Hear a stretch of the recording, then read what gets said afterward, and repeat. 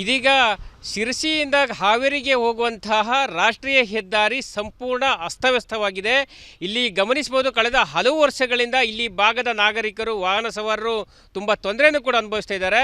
ಈ ಒಂದು ರಸ್ತೆಯ ಕರಾಳ ಸದೃಶ ದೃಶ್ಯವನ್ನು ನಾನು ನಿಮಗೆ ತೋರಿಸ್ತಾ ಇದ್ದೀವಿ. ಗಮನಿಸಬಹುದು, ಇದು ಕಳೆದ ಹಲವು ವರ್ಷಗಳಿಂದ ಇಲ್ಲಿ ಆಗ್ತಾ ಇರುವಂಥ ರಾಷ್ಟ್ರೀಯ ಹೆದ್ದಾರಿಯ ಒಂದು ಯೋಜನೆ. ಸಾಗರಮಾಲಾ ಯೋಜನೆಯಡಿ ಸುಮಾರು 38 ಕಿಲೋಮೀಟರ್ ರಸ್ತೆ ಹಾವೇರಿಯಿಂದ ಶಿರಸಿವರೆಗೆ ಕೂಡ ಆಗ್ತಾ ಇರುವಂಥದ್ದು. ಆದರೆ ರಸ್ತೆ ಕಾಮಗಾರಿಯನ್ನು ವಹಿಸಿಕೊಂಡಂತಹ ಗುತ್ತಿಗೆದಾರ ಇಲ್ಲಿ ಸಂಪೂರ್ಣ ನಿರ್ಲಕ್ಷ್ಯವನ್ನು ಮಾಡಿದರೆ ಇಲ್ಲಿ ಜನರ ಜೊತೆ ಚೆಲ್ಲಾಟವನ್ನು ಕೂಡ ಆಡ್ತಾ ಇರುವಂಥದ್ದು ಗಮನಿಸಬಹುದು.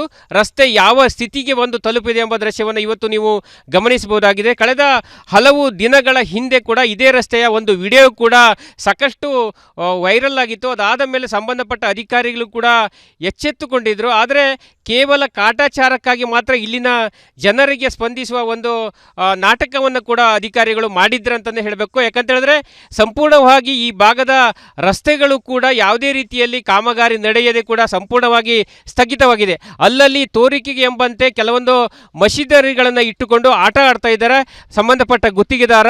ಗಮನಿಸಬಹುದು, ವಾಹನ ಸವಾರರು ಯಾವ ರೀತಿಯಾಗಿ ಪರದಾಡ್ತಿರುವ ದೃಶ್ಯವನ್ನು ಗಮನಿಸಬಹುದು. ಸಾಕಷ್ಟು ಬಸ್ಸಿನಲ್ಲಿ ಓಡಾಡುವಂತಹ ಪ್ರಯಾಣಿಕರು ಕೂಡ ಮುಖಕ್ಕೆ ಮಾಸ್ಕ್ ಹಾಕಿಕೊಂಡೇ ಓಡಾಡಬೇಕು. ಗಮನಿಸಬಹುದು, ಈ ಬಸ್ನ ಚಾಲಕ ಕೂಡ ಕರ್ಚಿಪ್ಪನ್ನು ಕೂಡ ತಮ್ಮ ಒಂದು ಕರವಸ್ತ್ರವನ್ನು ಕೂಡ ಮೂಗಿಗೆ ಕಟ್ಟಿಕೊಂಡಿರೋ ದೃಶ್ಯವನ್ನು ನೀವು ಗಮನಿಸಬಹುದು.